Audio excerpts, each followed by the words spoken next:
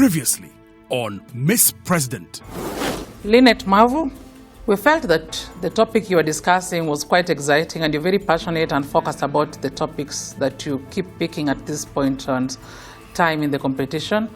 But we would like you to look at the other issues in terms of budget. And for that reason, that we feel that you had more stronger points, we will allow you back into the house.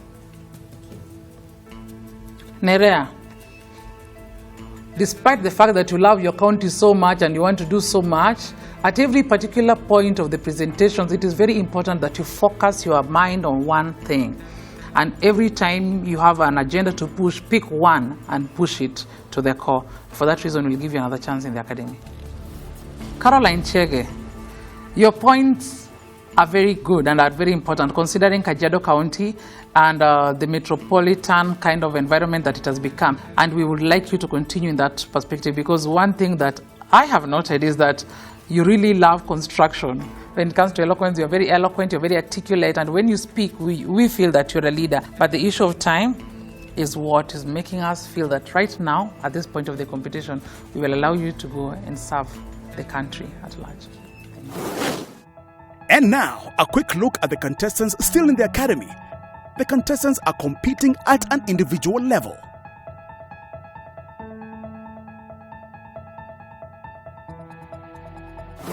Isangapi? 8:01, which means either you've had your dinner or are having it as you're watching the show, or choose to have it after the show based on the knot in your stomach, the tension. Wow!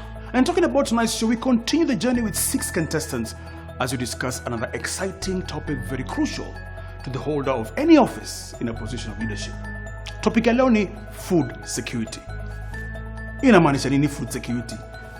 Lakini kabla tujaje kuongea mambo za dish, I need to ask a question that I'm yet to get an answer from you. Namuuliza kila wakati.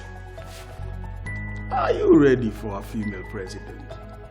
In the next series of episodes, the tasks get more complex, and a lot of thought and consideration must be given before the eliminations. Now, each episode is filmed over a span of 2 days. Ya kwanza, teasy, and a possible site visit. Day 2, presentation, nominations, and eliminations.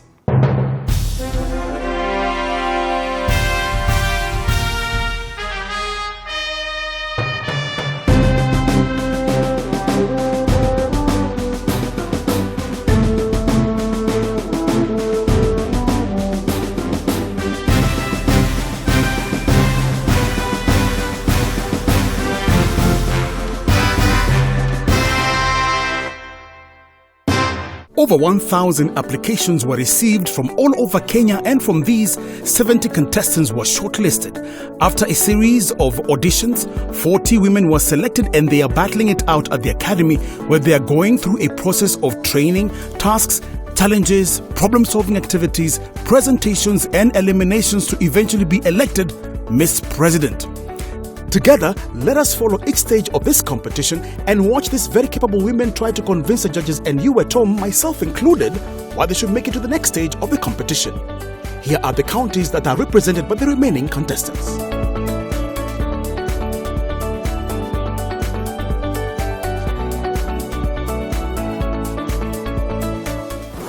Now, let's meet our esteemed judges for this episode. I'm Dr. Zipporah Okoth. I'm a lecturer of film and theatre arts at Kenyatta University. I'm also the founder of the Lake International Pan-African Film Festival. I'm a gender consultant and a performing artist. I'm looking for people who are informed, presentable, firm, and have a purpose. Hi, I'm Jerry Kirene. I work in the policy environment, helping various small groups lobby for better laws for business. I'm a tough judge. I'm no nonsense. The minute you come before me, you better know your stuff. If you don't, well, you can only expect a challenge. Hi, my name is Eric Otieno. I am an agribusiness expert. My background is agronomy and food security. I hold my Bachelor of Science in Agriculture and Master of Science in Crop Protection. And I am looking forward to see the contestants grasp understanding on food security. The gears zimeshift, terrain imekuwa ni noma sana. Unafeel your tension, eh? Unaifeel, eh? The nerves, but also the quick comebacks, wit and resilience of each one of our contestants as they continue on this path to leadership. Sasa, what is food security? People are considered food secure when they have availability and adequate access at all times to sufficient, safe, nutritious food to maintain a healthy and active life. Food must be available in sufficient quantities and on a consistent basis. So, while Mwalimu trains us on food security, hi, my name is David Degwa. I'm a horticultural consultant, mainly managing large-scale farms. Today I'm here to train contestants on matters to do with food security. Good morning, Your Excellencies. Food security is a big thing. I know you're all familiar with what is happening in this country as far as food is concerned. We've been having ups and downs. So as an incoming president, it would help you to understand the factors that are affecting food production, so that once you understand, you are able to make informed decision based on the information that you have. So what is food security? A state of having sufficient food in terms of quantity, quality, and at the right price. That the food is accessible at any time people want to access it. Yeah. We also want to bring in an aspect of nutrition. A food secure nation is a healthy and a wealthy nation. What's the meaning of that sentence? When I look at it from a presidential perspective also, there are policies that are related to food. So how do we plan, for example, our strategic reserves? How do we plan how to get money to household so that they can increase their income, have good nutrition, then they become healthy. As a result, they contribute more to our economy. So as a president, the moment you think about health and wealth, it will trigger new thinking on how or what you'll do in order to be able to place a plate full of food on the table of each and every Kenyan. The problem today in production is not actually the price of the produce, is the production. And that's why you hear maize farmers shouting about the price of 3,000 shillings. And as a president, you'll be confronted with a dilemma, because if you buy maize at 3,000 shillings, this maize has to be milled, it has to be packed. If you look at that chain, it's a big chain. So one bag of maize produces, one bag of 90 kilos produces 72 kilos of unga. So if you do the equations, then you will see that this maize, if you buy it to these farmers at 3,000 shillings, yes, it's good and they are going to be happy. But what's going to happen to the consumers? They'll buy these ungas at very high prices, exorbitant prices. They'll not be able to manage. And then that food becomes unaffordable. So one thing that you have to address is production. Suppose we have a bumper harvest, won't we still have that same outcry that the farmers are seeing their production, the prices of their maize is too low compared to what they expect? Yeah, sure, you will have underproduction causes a similar problem to what overproduction brings in, because you'll have farmers sitting with a lot of maize that you cannot even be able to absorb. But then you'll see when you're talking about crop husbandry, there is an aspect of storage in crop husbandry. So if you want to manage your food security well as a president, you ought not to be consuming maize that is produced that year. In your strategic stores, you're supposed to be having, because you can store maize even for 3 years, you're supposed to be having 2 years worth of stock, so that if you have a shortage, you know where to get maize from. Apart from maize, Kenyans do consume other foodstuffs such as potatoes, beans, nuts, tubers, roots, vegetables, animal products, etc., which are also part and parcel of food security. The climatic condition and soil in most parts of the country is ideal for growing all the crops, types and quantities needed by Kenyans and surplus for export. We do not have issues with land. We've got plenty of land. What we are not currently cultivating, if we put water into those lands, which we call semi-arid lands, arid semi-arid lands, we can convert them into productive lands. As a president, you are faced with one challenge. You have plenty of land in Ukambani, the whole of northeastern. The only thing that is missing there is water. How do you get this water? If you look at my hometown, Garissa, we irrigate using River Tana. The Bura irrigation scheme highly relies on River Tana, and also the rice scheme in Balambala relies on River Tana. We can also recycle water. Water that we use for our domestic purposes goes back through a recycling process and then is used by the small-scale farmers for irrigation. And the other thing I'd also do is focus on crops that do not need lots of water to be grown in those areas, so that that will not be a big issue, that sufficient water can actually help them to grow the crops. The ultimate solution would be to dam the rivers so as to contain the flow. That way you will be able to irrigate even in Asa, like for example, if you dam River Tana, effectively you can irrigate the whole of Makueni through gravity. Then in areas like Garissa, which are of course flat, you also receive a lot of rains. Sometimes the intensity of rain is so high that resorts to flood, and it comes within a very short time, very short period. You construct ponds which can hold that water. That water then can be used in other times when there is no sufficient water. The other things that we have done to deplete, we have depleted the forest cover. That's why we are not able to sustain our rivers. And as a president, you need to come up with a policy that would ensure that whatever has been lost has undergone afforestation, and also curb any encroachment to any forested area, and also encourage farmers to plant a lot of trees, because that will also contribute a lot in terms of ensuring that the water that we get in form of rain is sustained or becomes sustainable. Thank you, and that comes to the end of section 1. We are going to an institution that is dealing with greenhouses. They're actually growing crops under greenhouses. You'll be able to learn how you can be able to produce your own vegetables within your homestead.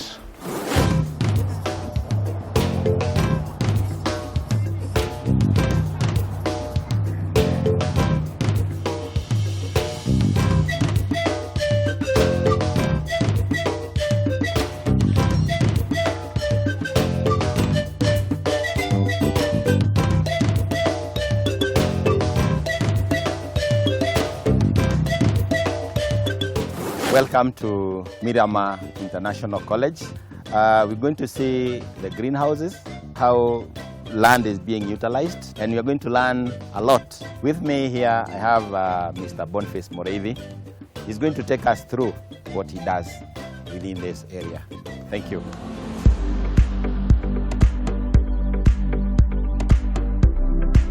Welcome. This is hydroponic farming, where you can do a small farming at your home. We do soilless farming system. It's only for organic rocks. From there we use balanced nutrient solution, whereby we mix with water. Very simple. You use less water, you can still recycle the water that you are using. So you end up using less water. You can do this in everywhere in the country. In semi-arid areas, you can also do anywhere. No weeding, meaning there is less work to do, and you water 3 times a day. We have planted kales, there is some spinach, and there is a deep water culture, which can occupy about 81 plants in a small space. This kale is about 1 month old. As you can see, we have already started harvesting. We have used a yogurt cup. the cup that you throw away can be very useful to us or to somebody else. Here is where we put volcanic rocks in the cups. And then we plant inside. It's so simple. And then we use these small pipes to inject to this major pipe. Then the water runs back to the, so we recycle. I noticed that you're using the volcanic rocks. Yes. Where do you get them from? And am I allowed as a farmer to use just any other ordinary, perhaps stone or rock? Yeah, you can. For this volcanic rock, we get it from Logonaut, but you can use any other stones. Okay. But to us, we recommend you use this one because mostly it absorbs water, and the same case it retains moisture. Whereby, if you want to be able to water your plant, maybe in one day, your plant will be okay throughout. If I'm to try this in a place like Wajir, Garissa, do you think it would survive? Yeah, it will survive. You can do it anywhere.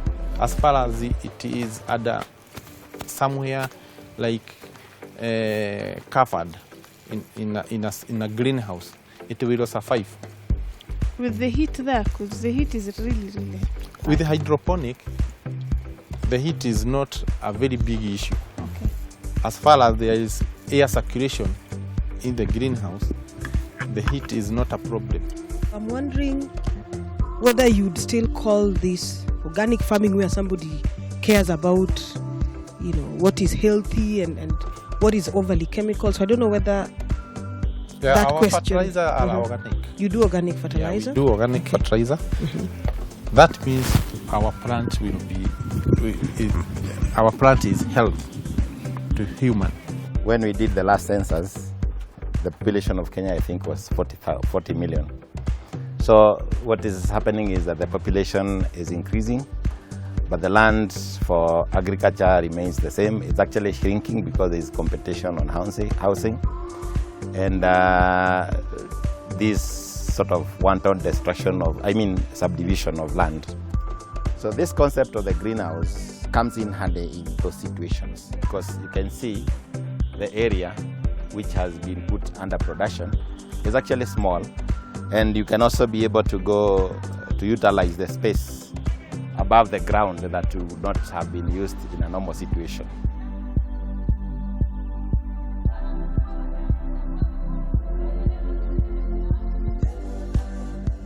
The current conversations that are going on in the country is about us having people dying because of starvation in this day and age. So, today has just been about seeing practical solutions to some of those issues that we have in the country. So I'm very grateful for this particular training. Today's training was great, but even more importantly, the visit here, to me, sort of like brought it real. Like, okay, unga is there, ugali, maize is over there. But here is a practical example of how we do not need to be food insecure, even within an urban setup. You are watching Miss President. Over 1,000 applications were received from all over Kenya, and from these, 70 contestants were shortlisted. After a series of auditions, 40 women were selected, and they are battling it out at the academy, where they are going through a process of training, tasks, challenges, problem-solving activities, presentations, and eliminations to eventually be elected Miss President.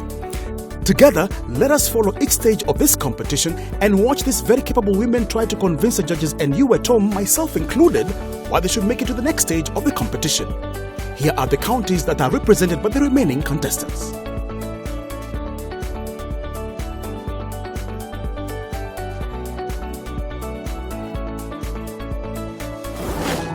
And now, a quick look at the contestants still in the academy.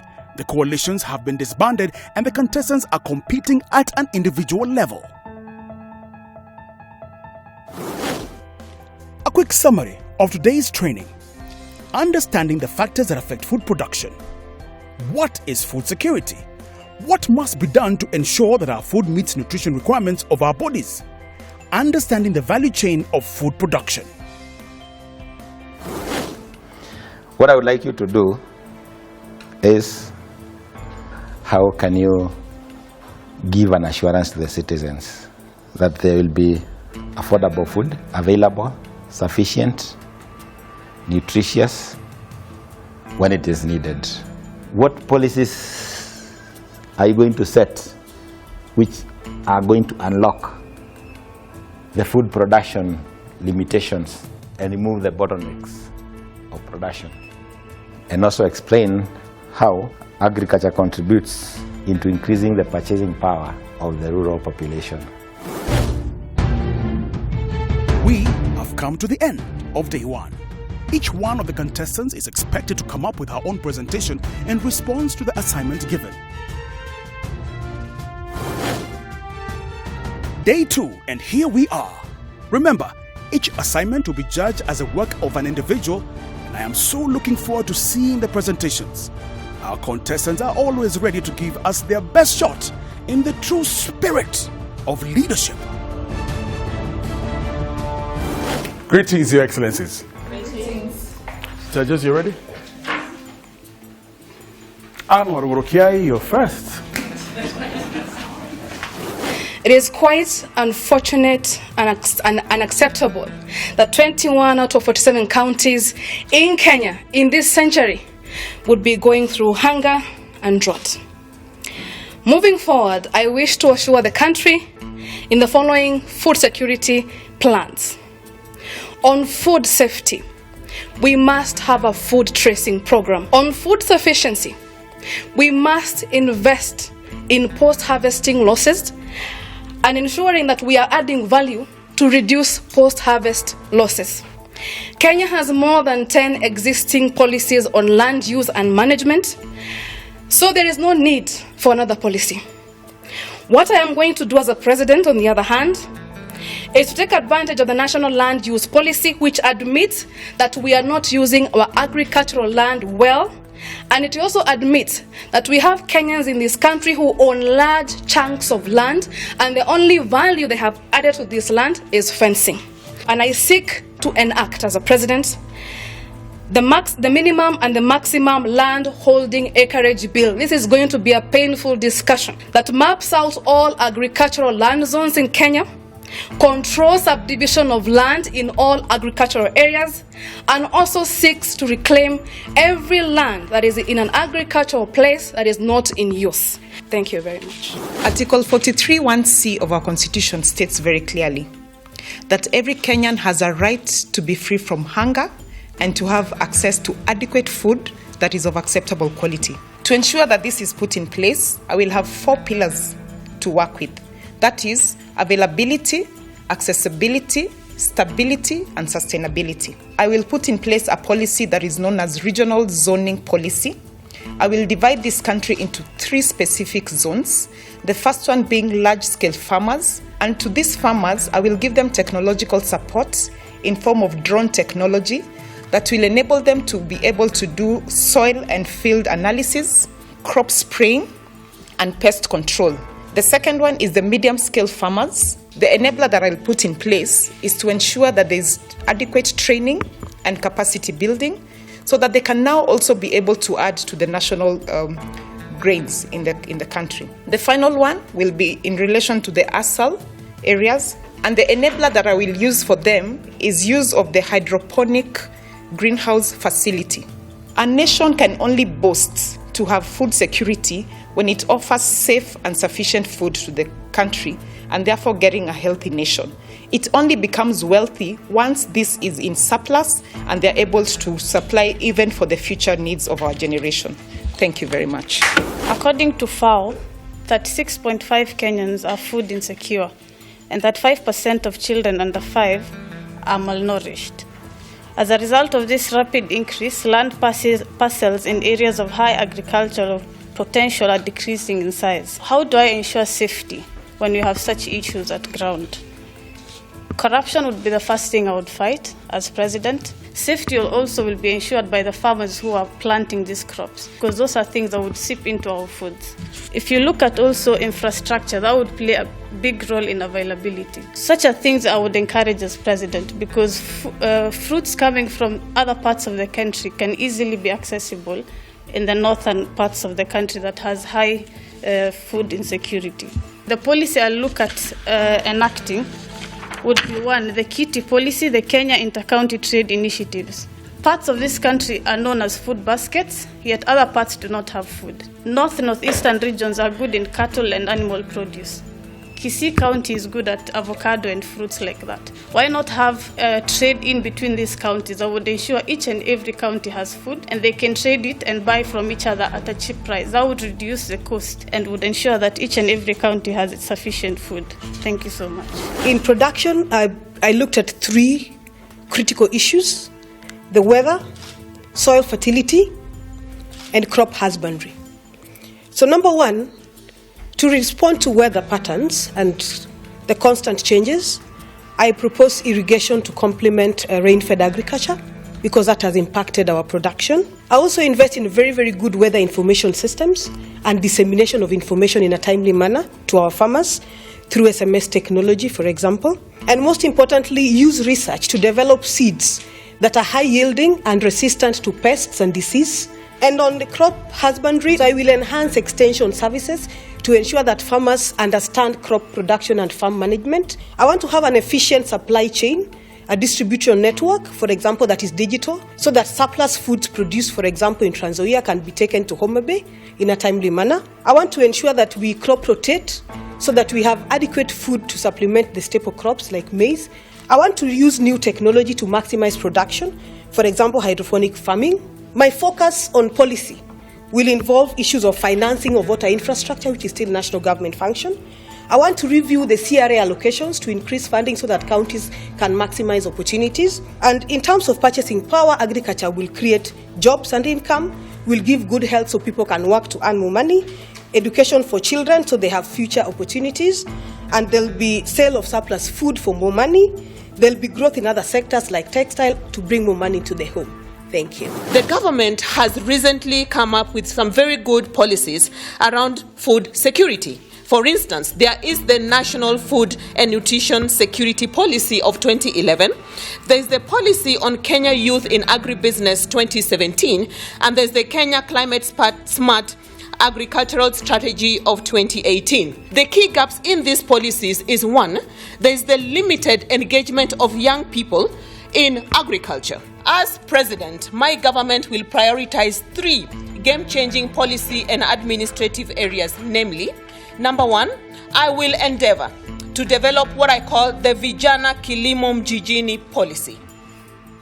This will put the young people on the front line, wherever they are in all urban areas, including adolescents, to keep them engaged and motivated in agricultural production. My second item would be to engage all relevant stakeholders to come up with ways in which the ASAL regions of our country could be put to food production. And lastly, I will face Kenyans boldly and acknowledge the existence of cartels. I will administer all the administrative options available to me as president to decisively and firmly deal with this menace once and for all, sparing no one on my path. A food secure nation is indeed a wealthy nation. It can only be achieved if we all make food production everybody's business and store our maximum for generations to come. Thank you. The key gaps in food security in Kenya is that we have inadequate inputs for the farmers in terms of fertilizers and seeds. We also have a slow uptake in the new technological methods of farming, as well as the climate change. So when we look at safety of food, my government is keen to ensure that we fund research institutions like Kenya Agricultural Research Institute so that they're able to come up with pesticides and, measures for us to be able to make sure that the food we grow is safe. In terms of sufficiency, to enable our country have availability and adequate food all the time, we need planning. Planning so that we have food not for current use but for future use. And so this government is keen on two major policies to be able to, look at those gaps. One, we need to eliminate the multiple levies in our agriculture value chain. When we are talking about farmers taking food to the market, there are very many levies on the way in terms of cess, and especially when food has to be transported from one county to another. The second policy is to be able to offer scholarships to our students as a policy intervention into our country, so that anybody taking an agriculture course can be able to get a scholarship, and in that we'll be able to have very many people engaging in new technological agriculture for food sufficiency. When our rural community population is fed, they're able to have surplus to sell, and in that way they're able to generate some more money to be able to purchase other goods and services. Thank you very much. Okay, so we'll allow the judges to step out. My question to you is, who do you want to nominate and why? Don't tell me. You know what to do or where to go. I cannot single out something that was very unique or special for any Kenyan to remember. So yeah. I felt today she lacked energy. The key 5 points didn't come out quite clearly. You are watching Miss President. Over 1,000 applications were received from all over Kenya, and from these, 70 contestants were shortlisted. After a series of auditions, 40 women were selected, and they are battling it out at the academy, where they are going through a process of training, tasks, challenges, problem-solving activities, presentations, and eliminations to eventually be elected Miss President.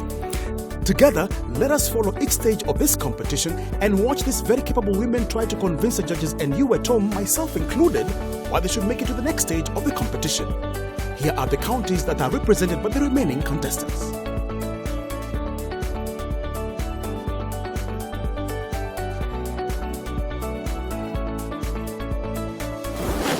And now, a quick look at the contestants still in the academy. The coalitions have been disbanded and the contestants are competing at an individual level. Wow, the smaller the numbers, the tougher it gets, because it means the contestants are working harder, and of course that makes the work harder for the judges, because who do you send and who do you keep? Judge Eric, your thoughts. And this is more in your field, so what do you think of the performance, the presentation, and more specifically, how many of them thought outside or without the box? I must say that they're very informed. The only thing maybe I would point out is that I would have expected to see is the fact that we have a lot of challenges in Kenya with regards to, say, for example, people from Nyanza. Yes. Ugali is just staple, so without ugali there's no food. Then how do you diversify and accept other types of food as a male? So that is one thing I expected, but I didn't see that. But otherwise they did very well. So I guess it gives you an idea then of how to break this down. Not really. Generally, food security is something very intimate to many Kenyans. And the other thing that I also felt that many of them did not touch on was the value addition. At a point where we know that last year we imported a lot of food for our country, yet some people are having surplus, I would have really felt good to see a lot of people looking at that in depth, but only a few of them tackled it. But generally, they have stepped up the game. It's going to be easy today to decide who goes home confidently, or will it now depend on who has the most nominations? So this is a topic which was wide, and I was very impressed by how the contestants grasped it from the training. And maybe perhaps it's just because it is such a cross-cutting issue, whether it's health, whether it is environmental, all these issues, all of them contribute to the fact that we need to have a food secure nation. So for me today, I don't know, it's going to be tough. May the best woman win. Let's find out. Stay with us. It's time to find out who is going to stay and who's going to go home. We're down to 6 now. How many are going? How many will stay? We're about to find out. Hello, ladies. We are very excited about this day because right before us, we have the top 6 out of the over 1,000 ladies who applied to be on the Miss President show. And for that, I'd like us to congratulate you. I'd like to hand over to Judge Jerry to start us off with her comments. Thank you, Judge Zippy. I just want for future presentations, always look at your assignments, and this I'm sure will help everybody. Always look at it from, first of all, identify your problem. The next thing is to now put in what interventions do you see solving the problem. After that, we should express what kind of outputs we should expect from those interventions, and then what is the final outcome.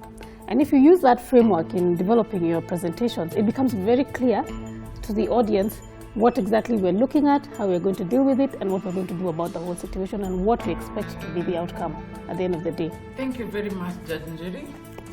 I'll invite our guest, Judge Eric. The role of nutrition, which is part and parcel of food security, it's not just about availability of food only, but the food that's available should be in right quantity, right content in terms of nutrition, so which I think sometimes is overlooked. People just think that food security is just about having something to eat.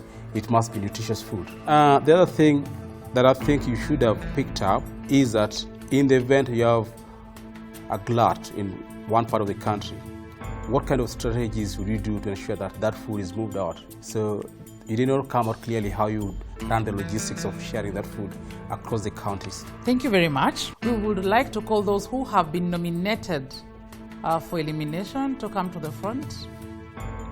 The first one is Lynette Mavu, Harun Mohammed, and Nerea Amondi. I will start with Lynette Mavu.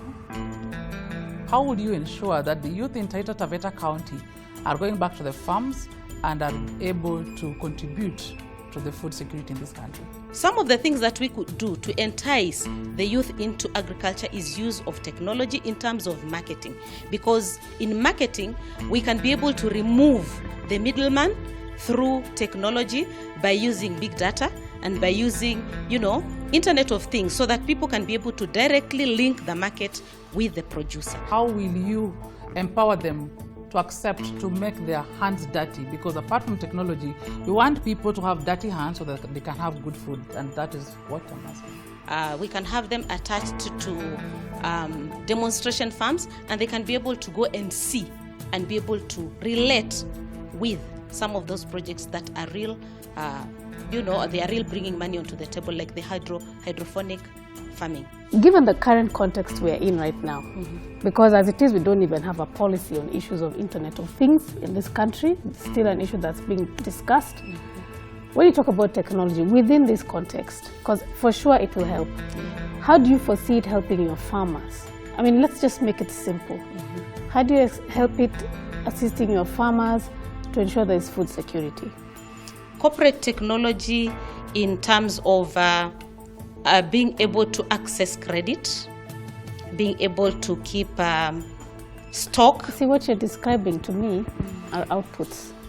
What I want to understand is exactly how you shall use the internet, for example, to connect your farmers, to ensure that there's food security. You've talked about big data. Okay. You understand what I'm asking? Yes. Technology can make it easier to be able to sort out some of the things, like, knowing the pH of the soil, analyzing the soil using technology as at now. Okay. So a little bit of homework needs to be done there. Have a seat, please. Next, I'll call Harun Mohammed. As a resident of Garissa, coming from the northern part of our country, what would you do differently as a leader to help with food security in that area? I'll take the example of Israel. Israel is very, very dry and very small, but it has managed to have good food security. The problem, I would say, and the reason why that is recurring, is I would still talk about the leadership. 2 is poor implementing projects. Most of these counties are launching shell projects that are collapsing. And that's intentional because they want to channel money out of that. Currently, Jara Jara is serving Garissa County with rice. Such projects can still be implemented in other counties to ensure that they have food. So I would just blame leadership that's causing all these problems. In your presentation, you talked about weather forecast. How would you use weather forecast to address food security? Weather for me would help me in planning as president. I would use technology. I would invest highly in technology to track the rainfall and see when famine would be. I'll now call Nerea to the front. You talked about extension services. So I would like you to tell me what your experience has been with extension services that I can relate to as a farmer so that I know that you have my best interest at heart. Communication, number one, is key. And I take pride in the fact that I need to reach. So number one, I have a work plan as an extension officer, and I want to sit with you at the entry meeting and determine what your needs are, what your understanding is, and assess how often I need to engage with you, and ensure that I also get a first-hand understanding of what you're experiencing as a farmer, because the reason why I am serving you as a public official is to be available. What you've described to me is a methodology, but I am a Kenyan and I have a vote and I want to vote you in. You still haven't connected with me. Please have a seat. Lynette, your background in CEC work, in terms of working with the government, has a very high impact on your implementation and on your thought process. And sometimes as a leader, it is very important to let go of all these experiences and put your personal thoughts and opinions and knowledge on how you think you would have handled something. However, we feel that sometimes all these experiences are the ones that are giving advice to every decision you're making. Considering the questions that you are being given today about how you would be able to bring the youth to the ground, you kept taking us around. But our question was, how do we ensure that now food is being produced? Because having the knowledge is one thing, having the technology is one thing, but if that is not implemented on the ground, then all this capacity building goes to waste. Harun Mohammed. Harun, the one thing we loved most about your presentation is making us understand and having the boldness to tell us that it is about poor leadership. I think that was very brave of you. However, we also still want you to tell us about the point that you gave us, inter-county exchange initiatives. Yes, I think that would be very important, because as much as you are producing rice, if you eat rice alone, you will have kwa. Exactly. So how do you get something else to eat with it, and how do you also take your rice to another place? Nerea, how you talk about money and data is a very lovely thing. The only thing that I would want to see more of you is how you talk to the common mwananchi at the ground level. We need the common mwananchi to be able to understand the challenges and to be able to find their own solutions. And as a leader, it is not about boardroom. And so to the three ladies sitting right in front of me, I want you to know that we are very proud of you. Today it's all about how you presented right in front of us. It has nothing to do with your past, nor your previous presentations, nor your background. It's about you are on the hotspot. How did you act or react on that hotspot? And after listening to all the three of you, as judges, we felt that Lynette Marvel, today you are the weakest link on the bench. But we're so proud of you having come this far, and we'd like to encourage you. Bogita Foundation needs to be spread out to other parts of the country, and other strategies or initiatives that you have. We want to believe that as an academy, we are in the capacity to support you in whichever way we can. Thank you. To those who are left in the academy, it will get tougher for you, just as it will get more difficult for the judges to make the decision. So fight for your space so that we get the best of the best for the ultimate title of Miss President Kenya. Thank you. So this far I can say I have learned a lot. I have learned resilience. I have never been in a contest before. It's my first contest. I am excited because I have brought my county to the limelight. Out of 47, there are a few things that now people understand about Taita Taveta that maybe they never knew about Taita Taveta. And I'm truly grateful to God for this opportunity He has given me. Lynette, you're smart. That's all I have to tell you. You're brilliant. She has beautiful initiatives, especially her adopt a school and neighbor to neighbor. I was impressed by those two. I always knew my leadership to be this type. I never envisioned myself to sit in front of someone and quote the Constitution and talk about acts with confidence. That's a whole new level. So for me, information is power. After a busy and highly charged day at the academy, it's time to take a breather. For some, probation calls for a meeting with self in order to assess or change strategies so as to remain in the competition. For others, the tears and goodbyes to newfound friends will close the day.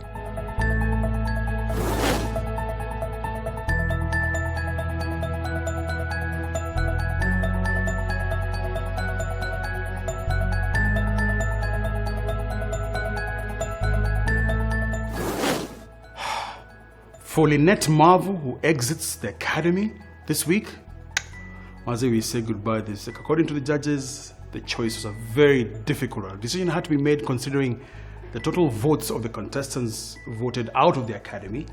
And in Lynette's own words, thanks to her experience at the academy, she's now able to withstand a lot of pressure, unlike before. Lynette, Maze, you have made your county Taita Taveta proud. We will miss you here.